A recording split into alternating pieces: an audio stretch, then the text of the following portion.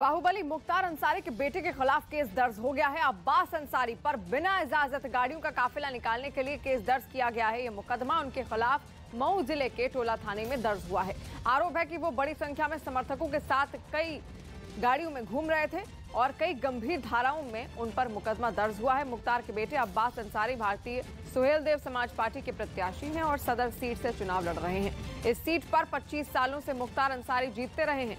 इस बार इस सीट से उनके बेटे अब्बास अंसारी चुनाव लड़ रहे हैं।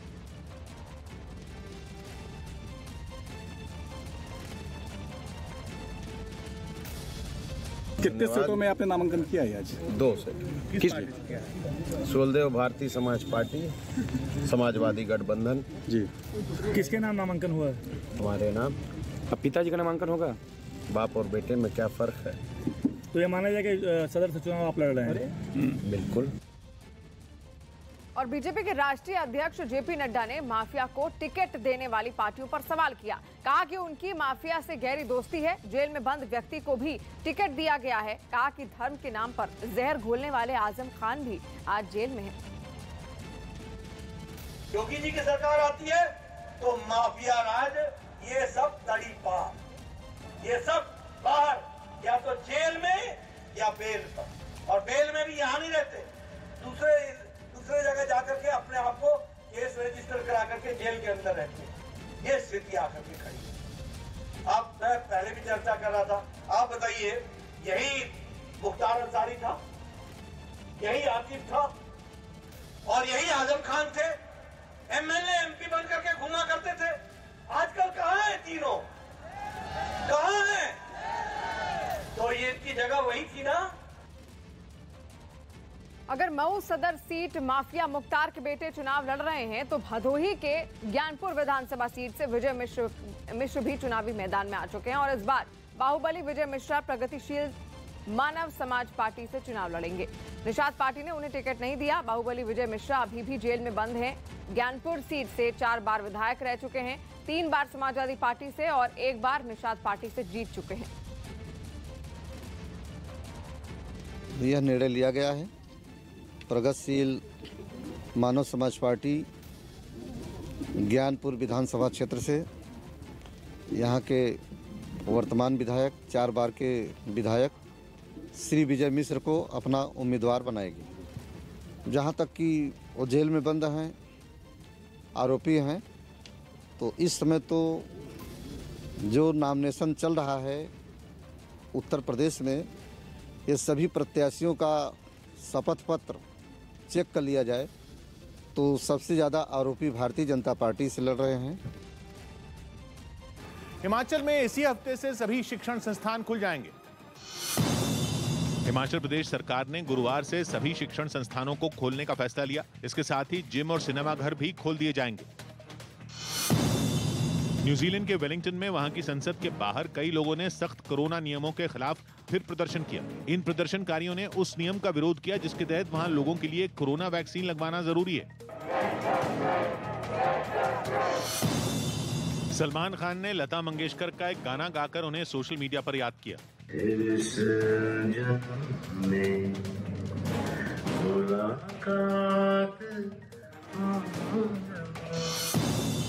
मणिपुर की राजधानी इंफाल में लता मंगेशकर को श्रद्धांजलि देने के लिए एक कार्यक्रम आयोजित किया गया।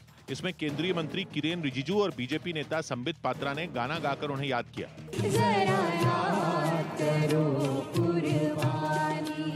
जनवरी में थोक महंगाई दर घट गई।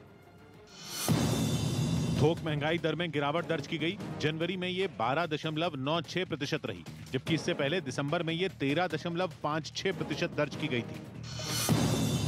दिल्ली के बुराड़ी इलाके में कुछ लोगों ने सड़क और नालियां पक्की करने की मांग करते हुए प्रदर्शन किया। यूपी के शाहजहांपुर में मतदान के बाद जमकर बवाल हुआ और आरोप है कि वहां समाजवादी पार्टी के उम्मीदवार को वोट न देने पर एक आदमी की पिटाई कर दी गई, जिसके विरोध में कुछ लोगों ने निगोही थाने का घेराव कर दिया और आरोपियों के खिलाफ कार्रवाई की मांग करते हुए प्रदर्शन किया। हंगामा बढ़ा तो वहां मौजूद पुलिस वाले भी उनकी नाराजगी को दूर करने में जुट गए। लेकिन काफी समझाने के बाद भी थाने का घेराव कर रहे लोगों का गुस्सा शांत नहीं हुआ और वो लोग वहां डटे रहे। इसके बाद वहां पुलिस के बड़े अधिकारी भी पहुंच गए और हंगामा कर रहे लोगों से बातचीत की।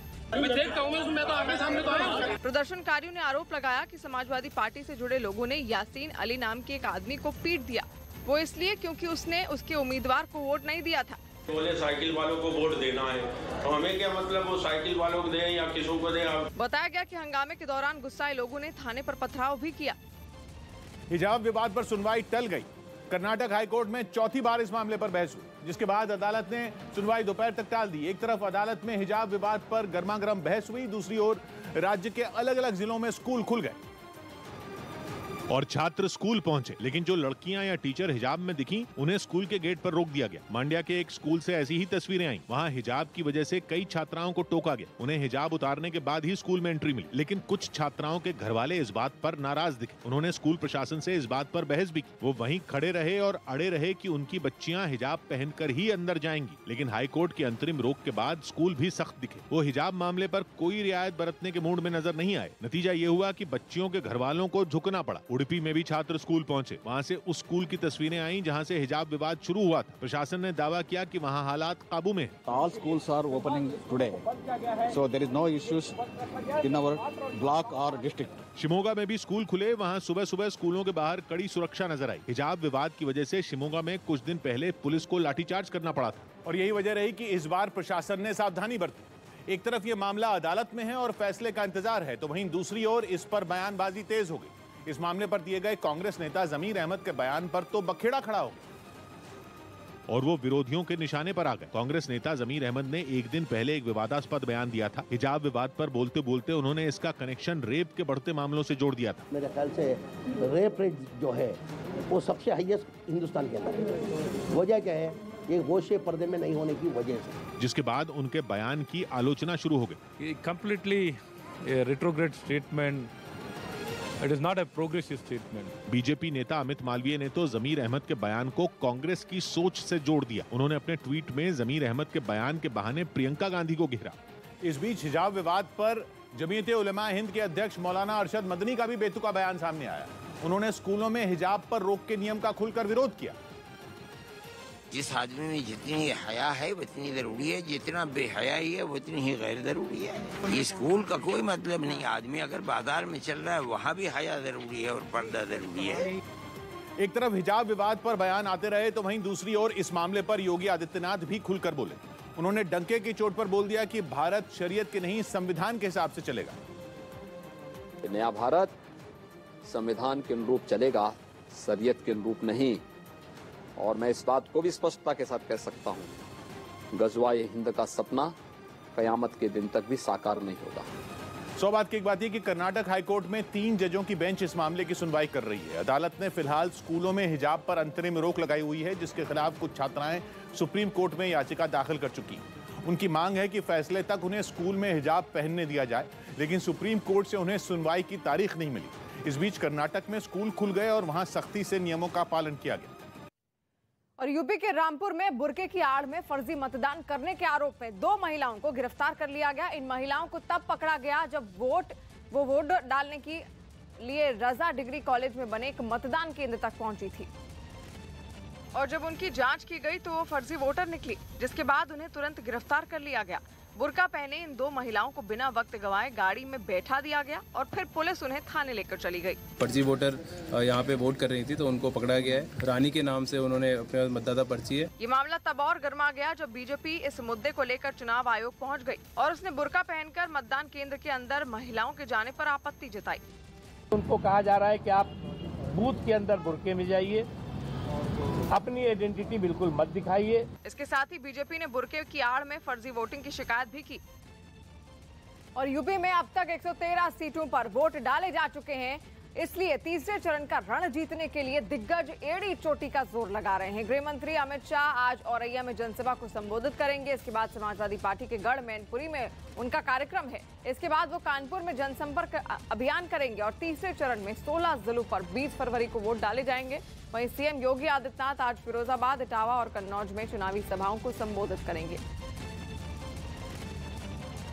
और उत्तर प्रदेश के हाथरस में कल मुख्यमंत्री योगी आदित्यनाथ समाजवादी पार्टी पर उन्होंने निशाना साधा। उन्होंने समाजवादी पार्टी को तमंचावादी पार्टी बता दिया। इनका नाम कुछ और है, काम कुछ और है। नाम है समाजवाद, काम है तमंचावाद और सोच है परिवारवाद। योगी आदित्यनाथ के 80 बनाम 20 वाले बयान पर फिर हंगामा हो गया।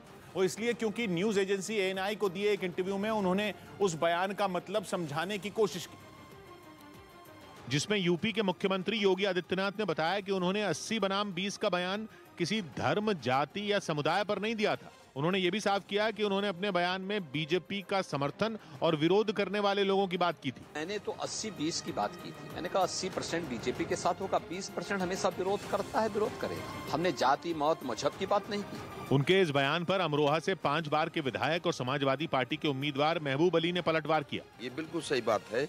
समाजवादी पार्टी के 80 हैं और बीजेपी के 20 हैं। ये बात बिल्कुल सही है। इसी साल 11 जनवरी को योगी आदित्यनाथ ने 80 बनाम 20 वाला बयान दिया था और दावा किया था कि यूपी में फिर से बीजेपी की सरकार बनेगी। सौभाग्य की बात यह कि करीब 1 महीना पहले दिए इस बयान पर उस वक्त भी खूब हल्ला मचा था। ऐसा इसलिए क्योंकि उत्तर प्रदेश में मुस्लिम समुदाय की आबादी करीब 20% है और विपक्ष के कई नेताओं ने योगी आदित्यनाथ के बयान में 20% को मुस्लिम समुदाय की आबादी से जोड़ दिया। बेंगलुरु में नेशनल क्रिकेट अकेडमी का शिलान्यास किया गया। BCCI अध्यक्ष सौरव गांगुली ने नेशनल क्रिकेट अकेडमी के नए सेंटर की नींव रखी। बेंगलुरु की इसी अकेडमी में युवा खिलाड़ियों को तराशने का काम किया जाता है। दिल्ली के जहांगीरपुरी इलाके में एक आदमी की चाकू मारकर हत्या कर दी गई। इसके बाद पुलिस ने एक आरोपी को गिरफ्तार कर लिया, जबकि दूसरा फरार हो गया। राजस्थान के टोंक में नगर परिषद के 10 टोल प्लाजा पर नॉनवेज खाने पर बैन लगाने पर विवाद हो गया।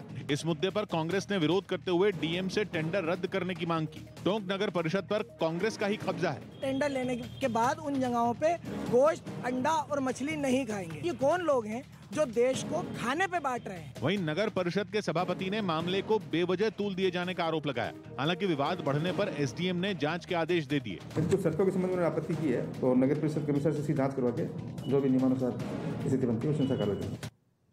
और बिहार के मुजफ्फरपुर से एक हैरान करने वाला वीडियो सामने आया। वहां वैलेंटाइन डे के विरोध में एक रेस्टोरेंट में बैठे लड़के और लड़कियों पर कुछ लोगों ने हमला कर दिया। ये घटना वहां लगे सीसीटीवी कैमरे में रिकॉर्ड हो गई, जिसमें साफ दिखा कि चेहरे पर मास्क लगाए कुछ लड़के रेस्टोरेंट में दाखिल हुए और वहां बैठे लड़कों पर थप्पड़ों की बरसात कर दी। इससे पहले उन्हें रेस्टोरेंट से चले जाने का इशारा किया गया, जिसके बाद वहां बैठे सभी लोग घबरा गए और अपनी अपनी कुर्सी छोड़कर वो भागते हुए दिखाई दिए। और जब उनमें 2 लड़कों ने हमलावरों से बातचीत करने की कोशिश की तो वो लोग आग बबूला हो गए और उन पर टूट पड़े। कुछ ही देर में रेस्टोरेंट के कुछ कर्मचारी भी गेट पर खड़े हो गए, जिसके बाद वो लोग एक-एक कर वहां से फरार हो गए और बताया गया कि इन लोगों ने वैलेंटाइन डे के विरोध में लड़के और लड़कियों को धमकी दी थी, जिसमें साफ दिखा कि चेहरे पर मास्क लगाए कुछ लड़के रेस्टोरेंट में दाखिल हुए और वहां बैठे लड़कों पर थप्पड़ों की बरसात कर दी। इससे पहले उन्हें रेस्टोरेंट से चले जाने का इशारा किया, जिसके बाद वहां बैठे सभी लोग घबरा गए और अपनी अपनी कुर्सी छोड़कर भागते दिखे।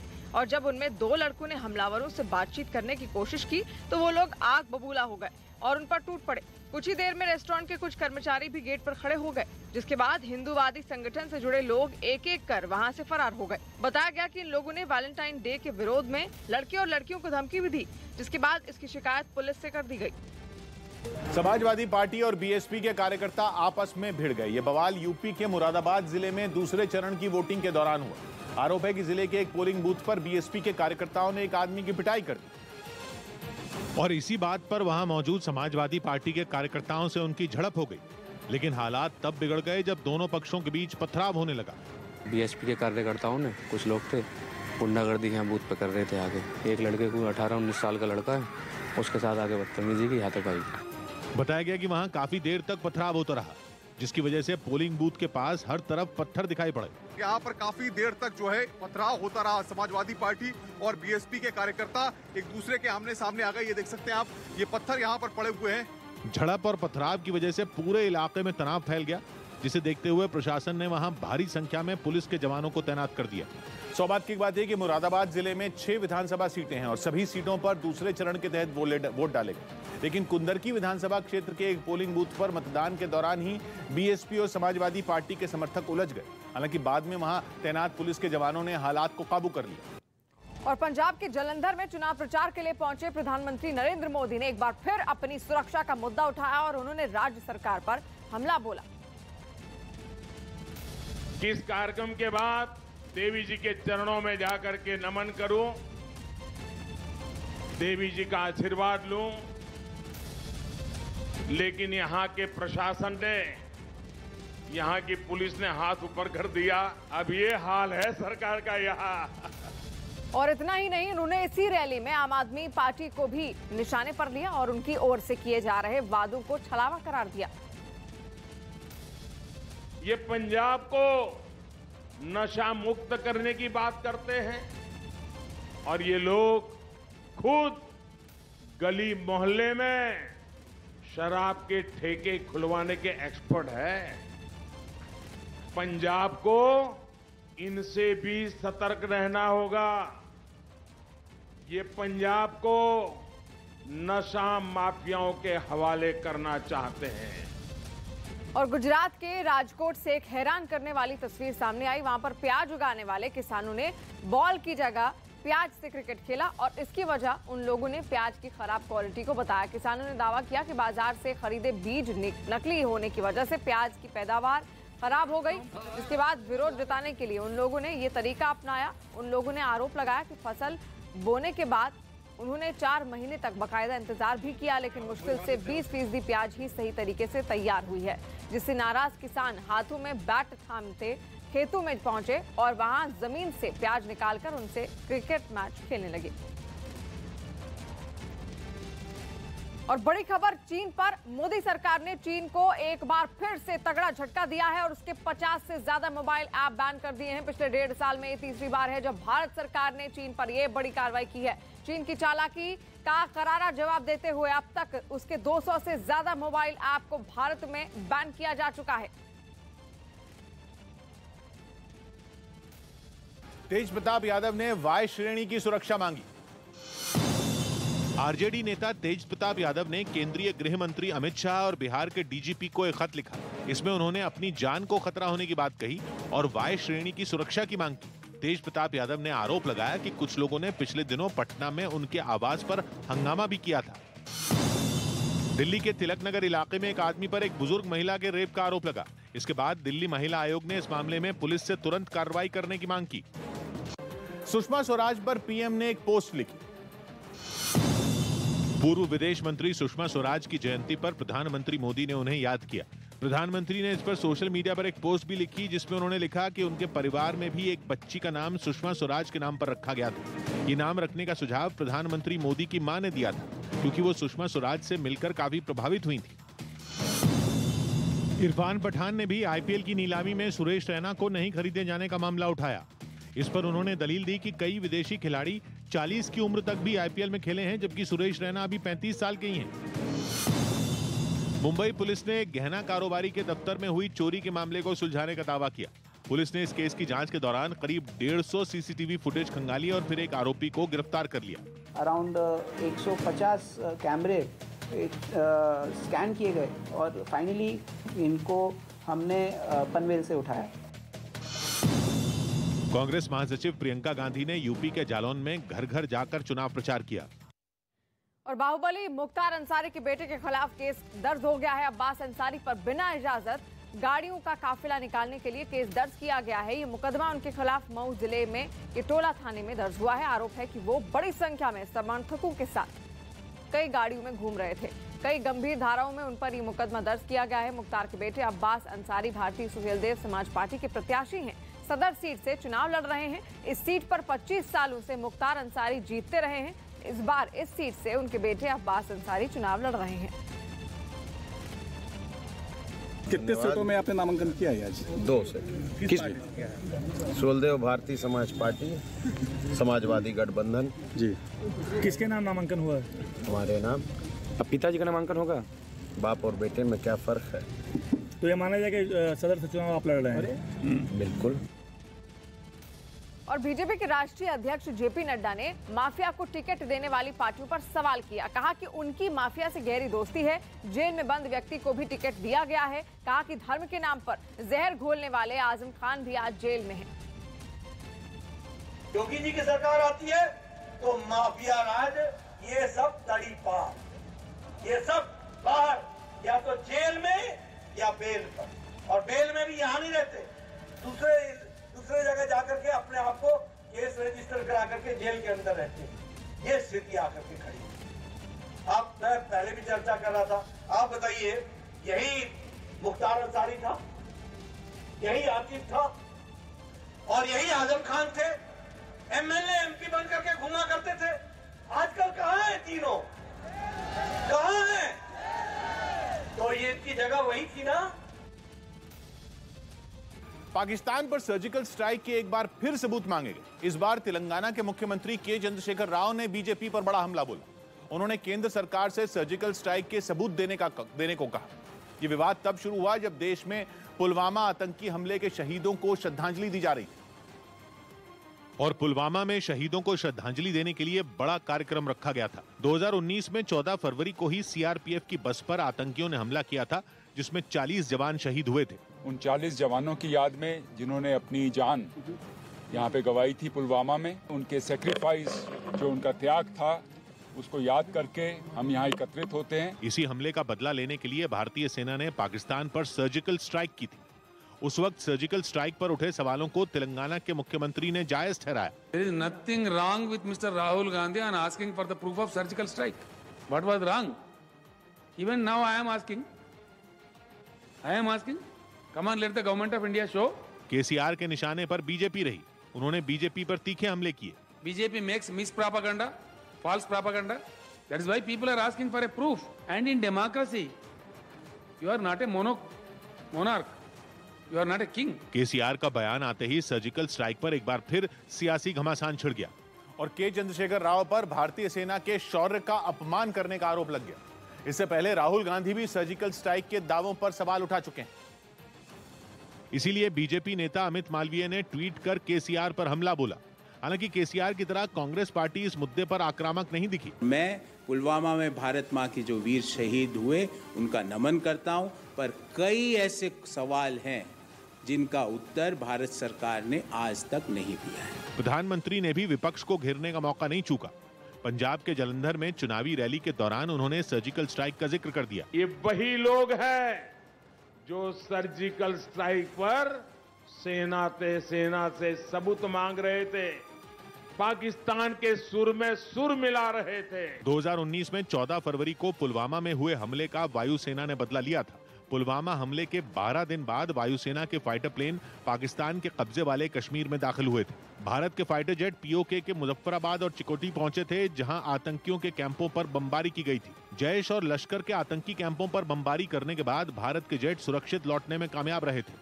सौभाग्य की बात यह कि सर्जिकल स्ट्राइक के बाद 2019 में राहुल गांधी ने सैनिकों के खून की दलाली वाला बयान दिया था, जिस पर उस वक्त भी खूब हंगामा हुआ था। हालांकि बाद में उस ऑपरेशन से जुड़ी कई अहम जानकारियां खुद वायुसेना की तरफ से दी गईं। पूरी दुनिया में मची उठापटक और युद्ध की आशंकाओं के बीच शेयर बाजार में बहुत बड़ी गिरावट दर्ज की गई। कारोबारी हफ्ता शुरू होते ही सेंसेक्स और निफ्टी में बड़ी गिरावट दर्ज की गई। सेंसेक्स 1747 अंक लुढ़क कर बंद हुआ और बॉम्बे स्टॉक एक्सचेंज में यह गिरावट करीब 3% की रही, जिसके बाद सेंसेक्स 56,405 के स्तर पर बंद हुआ। इसी तरह निफ्टी में भी 3% से ज्यादा की गिरावट दर्ज की गई। नेशनल स्टॉक एक्सचेंज का निफ्टी 500 से ज्यादा अंक गिर गया और कारोबार खत्म होने के वक्त निफ्टी का स्तर 16,842 तक पहुंच गया। इस गिरावट की वजह से बॉम्बे स्टॉक एक्सचेंज में निवेशकों को 8 लाख करोड़ से ज्यादा का नुकसान हुआ। अमेरिका और यूरोप के बाजारों में भी भारी गिरावट दर्ज की गई। कच्चे तेल की कीमतें 7 साल के सबसे ऊंचे स्तर पर पहुंच चुकी हैं, जिन्हें गिरावट की बड़ी वजह माना जा रहा है। सौभाग्य की एक बात यह कि पश्चिम एशिया में पहले से हंगामा मचा हुआ था और अब यूक्रेन की वजह से अमेरिका और रूस के टकराव की आशंका भी तेज हो गई है। अगर जंग हुई तो उसका असर पूरी दुनिया पर होगा। इसे पूरी दुनिया के बाजारों में गिरावट की वजह माना जा रहा है। और पूरी दुनिया में मची उठापटक और युद्ध की आशंकाओं के बीच शेयर बाजार में बहुत बड़ी गिरावट दर्ज की गई है। कारोबारी हफ्ता शुरू होते ही सेंसेक्स और निफ्टी में बड़ी गिरावट दर्ज की गई है। सेंसेक्स 1747 अंक लुढ़क कर बंद हुआ और बॉम्बे स्टॉक एक्सचेंज में ये गिरावट करीब 3% की रही, जिसके बाद सेंसेक्स 56,405 के स्तर पर बंद हुआ। वहीं पूरी दुनिया में लगातार उठापटक मची हुई है और आपको बता दें शाहजहांपुर में एक शख्स को कुछ लोगों ने इसलिए पीट दिया क्योंकि उसके समाजवादी पार्टी को वोट नहीं किया और पीड़ित युवक का आरोप है कि पहले गाली गलौज की गई और फिर विरोध करने पर उसे पीटा गया। घटना के बाद आक्रोशित भीड़ ने थाने का घेराव कर लिया। मौके पर एसपी को भी पहुंचना पड़ा। 6 अज्ञात लोगों के खिलाफ शिकायत दर्ज की गई।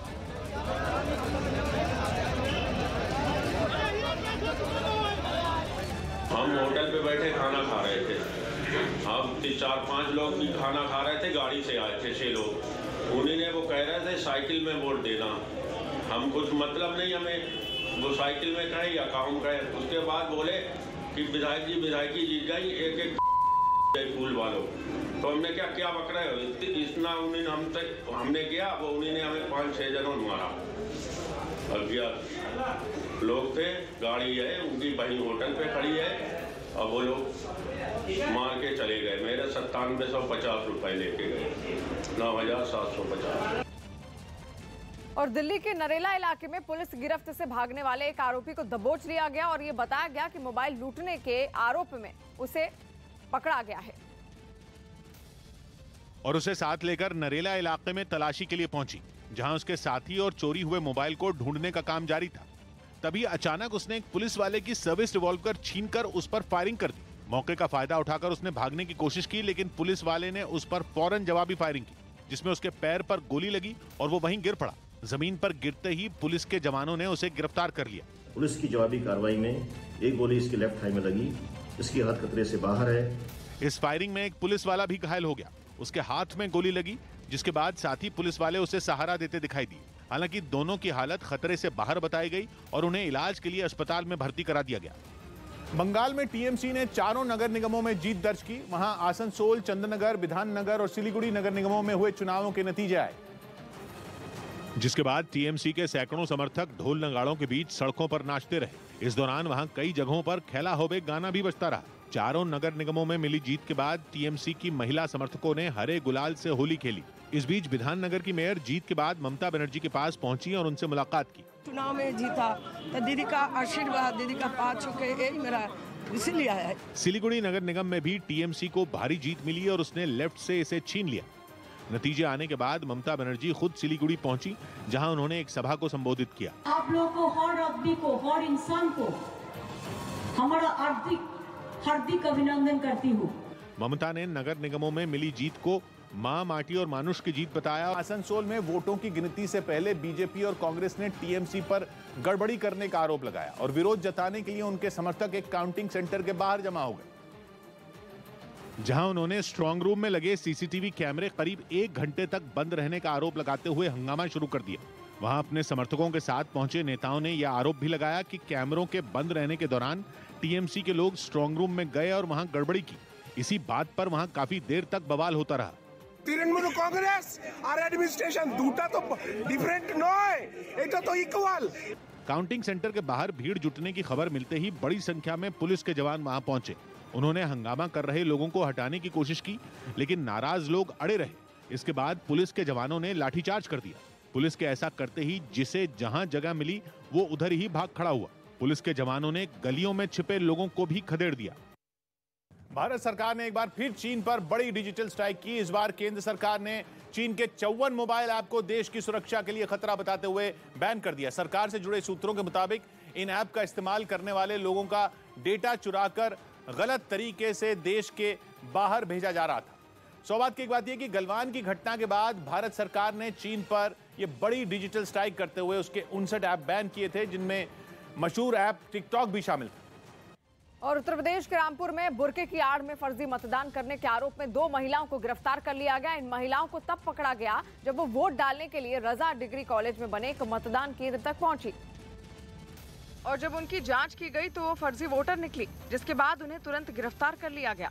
बुर्का पहने इन 2 महिलाओं को बिना वक्त गंवाए गाड़ी में बैठा दिया गया और फिर पुलिस उन्हें थाने लेकर चली गई। फर्जी वोटर यहाँ पे वोट कर रही थी तो उनको पकड़ा गया है। रानी के नाम से उन्होंने अपने मतदाता पर्ची है। ये मामला तब और गर्मा गया जब बीजेपी इस मुद्दे को लेकर चुनाव आयोग पहुंच गई और उसने बुर्का पहनकर मतदान केंद्र के अंदर महिलाओं के जाने पर आपत्ति जताई। उनको कहा जा रहा है कि आप बूथ के अंदर बुर्के में जाइए, अपनी आइडेंटिटी बिल्कुल मत दिखाइए। इसके साथ ही बीजेपी ने बुर्के की आड़ में फर्जी वोटिंग की शिकायत भी की।